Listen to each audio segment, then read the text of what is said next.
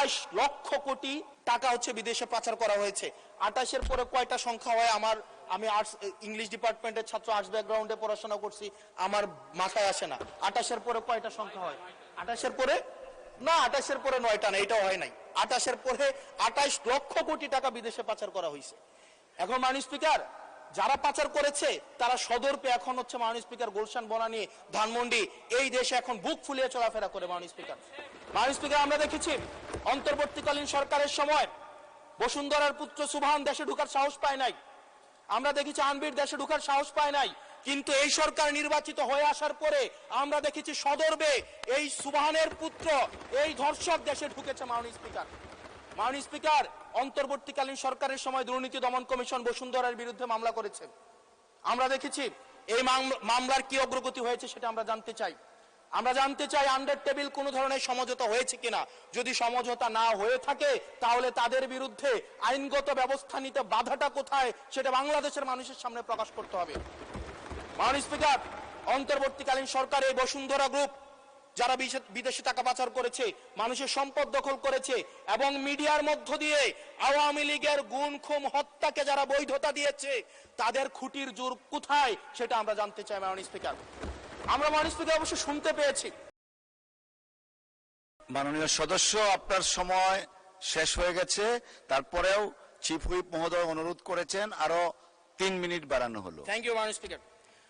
মাননীয় স্পিকার, আমরা শুনতে পেয়েছি বা দেখতে পাই এবং সরকার দলেরই অনেকে মাঝে মাঝে আমাদের কাছে এসে দুঃখ প্রকাশ করে যে আসলে আমরা জেল খেটেছি, আমরা কষ্ট করেছি, আমাদের সন্তানদের সাথে আমরা থাকতে পারি নাই, কিন্তু আমাদের দলে কিছু কিছু মানুষ বসুন্ধরার অ্যাডভাইজার হিসেবে কাজ করে, তাদের মিডিয়ার অ্যাডভাইজার হিসেবে কাজ করে। মাননীয় স্পিকার, যেই মিডিয়া তারেক রহমানকে, মাননীয় প্রধানমন্ত্রী তারেক রহমানকে দেশদ্রোহী হিসাবে ফ্রেমিং করেছে, সেই মিডিয়ার অ্যাডভাইজার হিসেবে আজকে বসুন্ধরা গ্রুপে আজকে এই সরকার দলীয় সংসদ সদস্যদের অনেকেই তারা সেখানে যুক্ত। মাননীয় স্পিকার, এটা আমাদের জন্য না, বরং তাদের সহকর্মীদের জন্য এটি তাদের হৃদয়ে রক্তক্ষরণ হয়, সেটি আমরা জানি। মাননীয় স্পিকার, এই বসুন্ধরার বিরুদ্ধে যারা কথা বলে তাদের বিরুদ্ধে মিডিয়া লেলিয়ে দেওয়া হয়। মাননীয় স্পিকার, আমরা যারা ঋণ খেলাপি, যারা ব্যাংকগুলোকে দখল করেছে, যারা গণতন্ত্র পথকে রুদ্ধ করেছে, গুম খুনের বৈধ, একটু ওয়েট করেন, সময় তো দিবে, আসতেছে, শেষ হোক। যারা গুম খুনের, আমি আপনাকেই বলছি মিস্টার হাসান, এইদিকে। মাননীয় স্পিকার, আমি অ্যাড্রেসিং ইউ মাননীয় স্পিকার। যারা গুম খুনের বৈধতা উৎপাদন করেছে তাদের বিরুদ্ধে আমরা অন্তত বিএনপি থেকে স্ট্রিক্ট আমরা অ্যাকশন দেখতে চাই। মাননীয় স্পিকার, এই বাজেট সেশনে এই বাজেটকে বিভিন্ন পক্ষ থেকে বিভিন্ন বিশেষণে বিশেষায়িত করা হচ্ছে। কোন পক্ষ বলছে এটি ওভার অ্যাম্বিশিয়াস, কেউ বলছে এটা বাস্তবায়ন অযোগ্য, কেউ বলছে সাহসী। এই বিশেষণের ঊর্ধ্বে উঠে আমরা আমাদের জায়গা থেকে কিছু প্রশ্ন করতে চাই। আমরা এটা জানি যে এই বাজেটটি যখন করা হয়েছে একটি বিশেষ পরিস্থিতিতে, সংকটকালীন সময়ে এই বাজেটটি করা হয়েছে। এই সব দিক বিবেচনায় অর্থমন্ত্রীকে কিছু প্রশ্ন করতে চাই বাজেটের কিছু অসঙ্গতি নিয়ে, এবং জনগণ সেটা সিদ্ধান্ত নিবে যে এই বাজেটটিকে আসলে জনগণের জন্য নিষ্পেষণের হাতিয়ার হিসেবে বিবেচিত হবে নাকি উন্নয়নের অগ্রগতির একটি সোপান হিসেবে বিবেচিত হবে। প্রথম যে অসঙ্গতিটি সেটি হচ্ছে রাজস্ব নিয়ে। মাননীয় স্পিকার, আমরা যদি বাংলাদেশের গত বছরের রাজস্বটি দেখি, লক্ষ্যমাত্রা ছিল 5,03,000 কোটি টাকা, সেই জায়গায় 11 মাসে অর্জিত হয়েছে 4,60,000 কোটি টাকার মতো। হাতে আছে আর 1 মাস, ধরে নিচ্ছে 48,000 কোটি টাকা সেখান থেকে আমাদের লক্ষ্যমাত্রা অর্জিত হবে। তার মানে আমাদের অর্জিত হচ্ছে 4 লক্ষ কোটি টাকা, 3,60,000 কোটি টাকা প্লাস 40,000 কোটি টাকা, অর্থাৎ হচ্ছে 4 লক্ষ কোটি টাকা।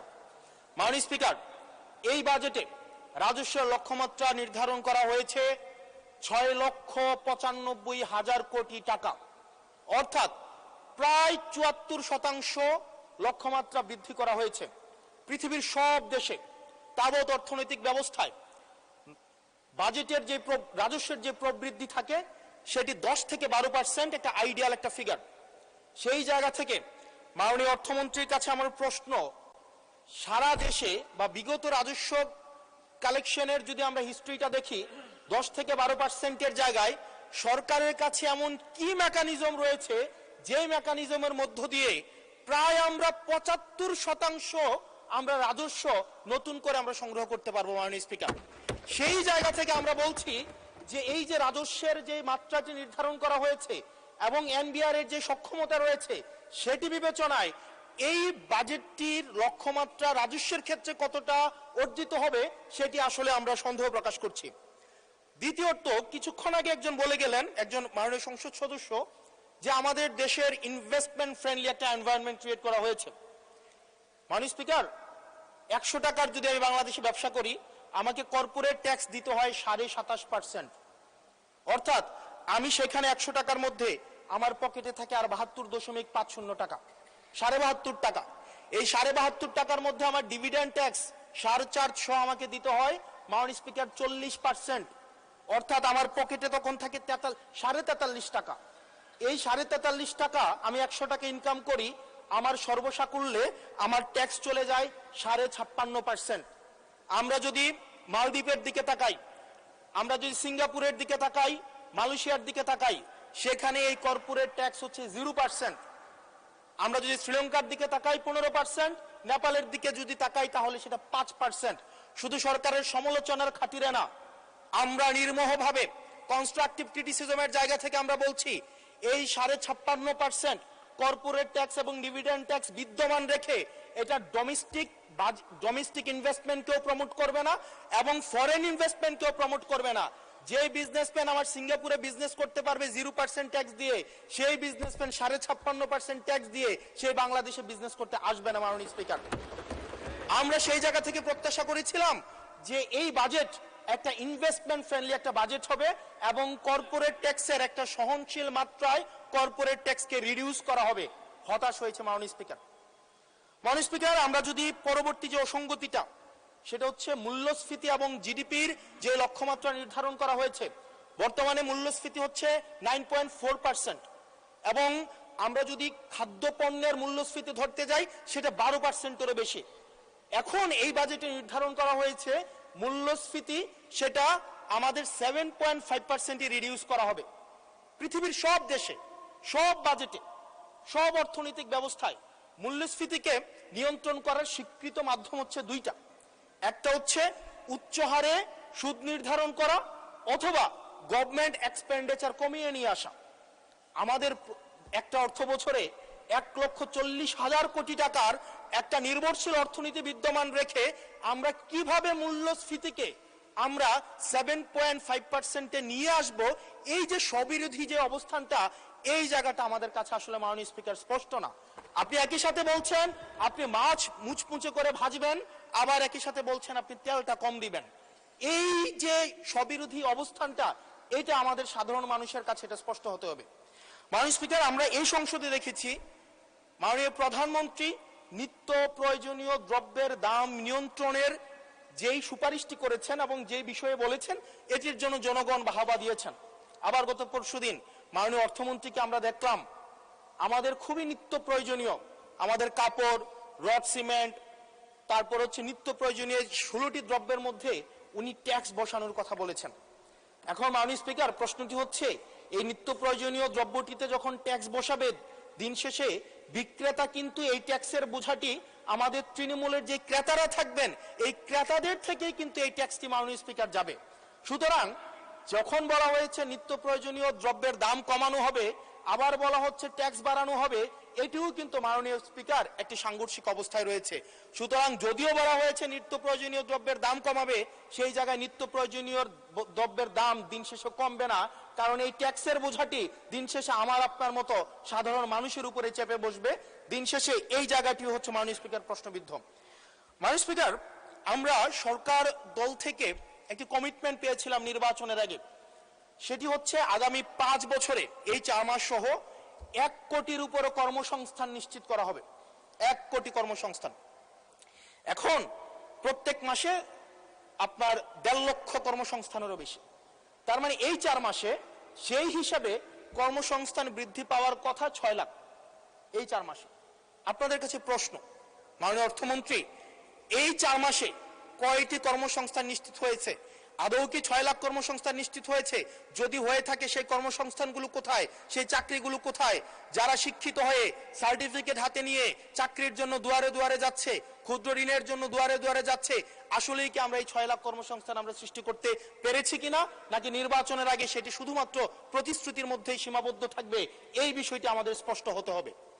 মাননীয় স্পিকার, আমরা প্রাচীন একটি ভারতের একটা প্রবাদ আছে, এই যে আমাদের একটি সান্ধ্যকালীন সংসদ চলছে, আমাদের মধ্যে একটি আলস্য ঝেঁকে বসেছে, আমরা একটু এখন বিশ্রামের একটা আগ্রহ সৃষ্টি হচ্ছে, এরকম একটা বিশ্রামের সময়ে এক ভারতের প্রাচীন ভারতের একটা প্রবাদ আছে, সেই প্রবাদে একজন বলেছিলেন যে ঋণং কৃতা ঘৃতং পিবেত যাবৎ জীবন সুখেং কিবত, অর্থাৎ ঋণ করে প্রয়োজনে ঘি খাও তাইলেও সুখে থাকো, ঋণ করো ঘি খাও, পরের ধনে পুদ্দারি করো, ঋণ করে ঘি খেয়ে জমিদারি করো, তাও ঋণ করো।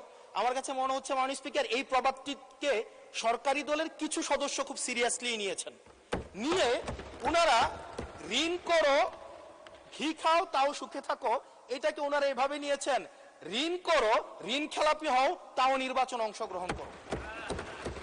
মাননীয় স্পিকার, আমরা দেখলাম এই সংসদে আমরা মাননীয় অর্থমন্ত্রীর কাছ থেকে আমরা কোনো স্পষ্ট কোনো কর্মসূচি আমরা পাই নাই। কিভাবে ব্যাংকগুলোকে যেভাবে দলীয়করণ করা হয়েছে, ব্যাংকগুলোকে দীর্ঘ 17 বছর ধরে ব্যাংকের টাকা ঋণের নামে যেভাবে বিদেশে পাচার করা হয়েছে, সেই পাচারকৃত টাকাকে কিভাবে উদ্ধার করা হবে সেটার কিন্তু সুস্পষ্ট আমরা কোনো পলিসি পাই না। মাননীয় স্পিকার, আমরা গভর্নর সাহেবকে মাঝে মাঝে আমরা একটু আক্ষেপ প্রকাশ করতে দেখি, 4,80,000 কোটি টাকা বিদেশে পাচার হয়েছে, সেটাকে কিভাবে আনা যাবে সেটা নিয়ে আক্ষেপ প্রকাশ পর্যন্ত আমরা দেখি। মাননীয় স্পিকার, এই যে ঋণ খেলাপি যারা আছে, নির্বাচনের আগে একটা কমন একটা স্ট্রাকচার, 5 বছর কোনো খোঁজ খবর থাকে না, তফসিলের আগে সেখানে একটু কোর্টে যাবে, কোর্টে গিয়ে ওই ঋণ খেলাপির উপরের এই অর্ডারটার উপরে একটা স্টে দিবে এবং 2% দিয়ে আবার রিশিডিউল করাবে, রিশিডিউল করিয়ে আবার নির্বাচনে অংশগ্রহণ করবে বিভিন্ন জায়গা থেকে টাকা পয়সা উঠায়া, এবং আগামী 5 বছর আবার এই ঋণ নিয়ে কোনো ধরনের কোনো খোঁজখবর থাকে না। জনগণের টাকা নিয়ে এই বিলাসিতা বন্ধ করতে হবে এবং ঋণ খেলাপিদেরকে ঋণ খেলাপি বলতে হবে। আমরা লজ্জা পাই একই সংসদ একসাথে শেয়ার করার জন্য, কারণ তারা জনগণের টাকা মেরে, যারা জনগণের টাকা ব্যাংক থেকে তুলে নিয়ে ঋণ খেলাপি হয়ে আবার জনগণের প্রতিনিধিত্ব করতে আসে, এই ঋণ খেলাপিদেরকে শাস্তির আওতায় আনতে হবে।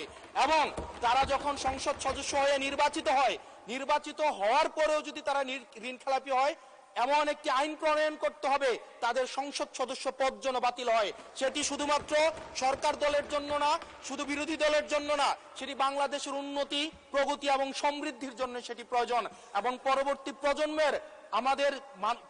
প্রজন্মের কাছে আমাদের দায় মুক্তির জন্য এটি প্রয়োজন। মাননীয় স্পিকার, আমাদের যেই জায়গায় টাকা পাচার করা হয়েছে, অন্তর্বর্তীকালীন সরকার একটি শ্বেতপত্র প্রকাশ করেছে, এই শ্বেতপত্রতে দেখানো হয়েছে 28 লক্ষ কোটি টাকা হচ্ছে বিদেশে পাচার করা হয়েছে। 28-এর পরে কয়টা সংখ্যা হয় আমি ইংলিশ ডিপার্টমেন্টের ছাত্র, আর্টস ব্যাকগ্রাউন্ডে পড়াশোনা করছি, আমার মাথায় আসে না 28-এর পরে কয়টা সংখ্যা হয়। 28-এর পরে 9টা না, এটাও হয় নাই। 28-এর পরে 28 লক্ষ কোটি টাকা বিদেশে পাচার করা হয়েছে। এখন মাননীয় স্পিকার, যারা পাচার করেছে তারা সদর্পে এখন হচ্ছে মাননীয় স্পিকার গুলশান, বনানী, ধানমন্ডি, এই দেশে এখন বুক ফুলিয়ে চলাফেরা করে। মাননীয় স্পিকার, আমরা দেখেছি অন্তর্বর্তীকালীন সরকারের সময় বসুন্ধরার পুত্র সুবহান দেশে ঢোকার সাহস পায় নাই, আমরা দেখেছি আনবির দেশে ঢোকার সাহস পায় নাই, কিন্তু এই সরকার নির্বাচিত হয়ে আসার পরে আমরা দেখেছি সদর্বে এই সুবহানের পুত্র, এই ধর্ষক দেশে ঢুকেছে। মাননীয় স্পিকার, অন্তর্বর্তীকালীন সরকারের সময় দুর্নীতি দমন কমিশন বসুন্ধরার বিরুদ্ধে মামলা করেছে, আমরা দেখেছি এই মামলার কি অগ্রগতি হয়েছে সেটা আমরা জানতে চাই। আন্ডার টেবিল কোন ধরনের সমঝোতা হয়েছে কিনা, যদি সমঝোতা না হয়ে থাকে তাহলে তাদের বিরুদ্ধে আইনগত ব্যবস্থা নিতে বাধাটা কোথায় সেটা বাংলাদেশের মানুষের সামনে প্রকাশ করতে হবে। মাননীয় স্পিকার, অন্তর্বর্তীকালীন সরকার এই বসুন্ধরা গ্রুপ যারা বিদেশে টাকা পাচার করেছে, মানুষের সম্পদ দখল করেছে এবং মিডিয়ার মধ্য দিয়ে আওয়ামী লীগের গুম খুন হত্যাকে যারা বৈধতা দিয়েছে, তাদের খুঁটির জোর কোথায় সেটা আমরা জানতে চাই। মাননীয় স্পিকার, অবশ্য শুনতে পেয়েছি, বললে অবশ্য অনেকে রাগ করে। মাননীয় সদস্য, আপনার সময় শেষ হয়ে গেছে, তারপরেও চিফ হুইপ মহোদয় অনুরোধ করেছেন আরো 3 মিনিট বাড়ানো হলো। থ্যাংক ইউ মাননীয় স্পিকার।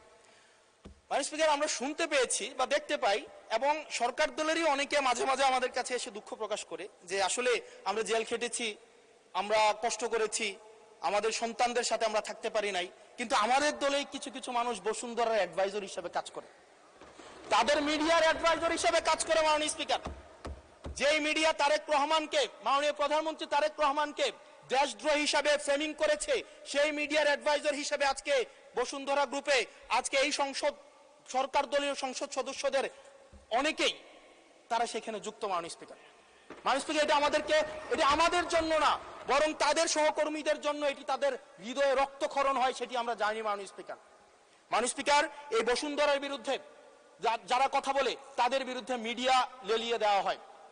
মাননীয় স্পিকার, আমরা যারা ঋণ খেলাপি, যারা ব্যাংকগুলোকে দখল করেছে, যারা গণতন্ত্র পথকে রুদ্ধ করেছে, গুম খুনের বৈধ, একটু ওয়েট করেন, সময় তো দিবে, আসতেছে, শেষ হোক।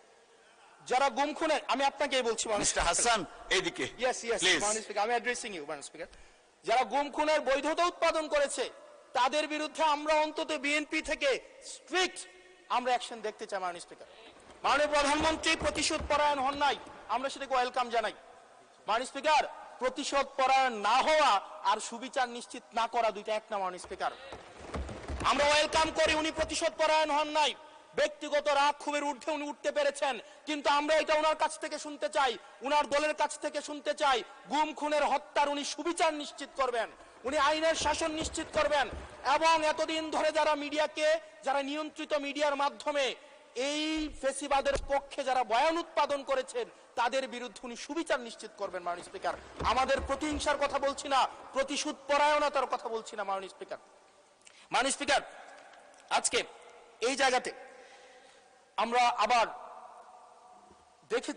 দেখতে পাচ্ছি যেটা আমাদেরকে শঙ্কার মধ্যে ফেলে, রাজনৈতিক প্রতিহিংসার রাজনীতি আবার শুরু হচ্ছে। মাননীয় স্পিকার, একজন সরকার দলীয় একজন প্রতিমন্ত্রীর বিরুদ্ধে কথা বলায় মিডিয়ার একজন সম্পাদকের বিরুদ্ধে মামলা করা হয়েছে। মাননীয় স্পিকার, এটা খুবই দুঃখজনক। ওনাকে জেলে নেওয়া হয়েছে একজন প্রতিমন্ত্রীর বিরুদ্ধে কথা বলায়। এবং মাননীয় স্পিকার, আমি আপনার প্রোটেকশন দাবি করছি, কারণ আমরাও বলতে ভয় পাই, কারণ আমরা যদি সরকারের সমালোচনা করি, কোন প্রতিমন্ত্রীর বিরুদ্ধে কথা বলি, মন্ত্রীর বিরুদ্ধে কথা বলি, আমার এলাকার বাজেট দিয়ে বন্ধ করে দিবে না সেটার কিন্তু নিশ্চয়তা নাই। সেই কারণে আমাদের মধ্যে অনেকেই কথা বলার সময় আওয়াজটা একটু কম করে বলে। মাননীয় স্পিকার, আপনার কাছে অনুরোধ করি, আমার জন্য আমার এলাকার মানুষকে যেন বঞ্চিত করা না হয়। আমি এই সংসদে অনুমতি নিয়ে কখনো বিরোধিতা হয় না, কখনো অনুমতি নিয়ে আমি আপনার বিরোধিতা করতে চাই। অসংখ্য ধন্যবাদ মাননীয় সদস্য। আর দেয়া যাচ্ছে না, আপনাকে সর্বোচ্চ দেয়া হয়েছে, পরের বার প্লিজ টেক ইউর সিট।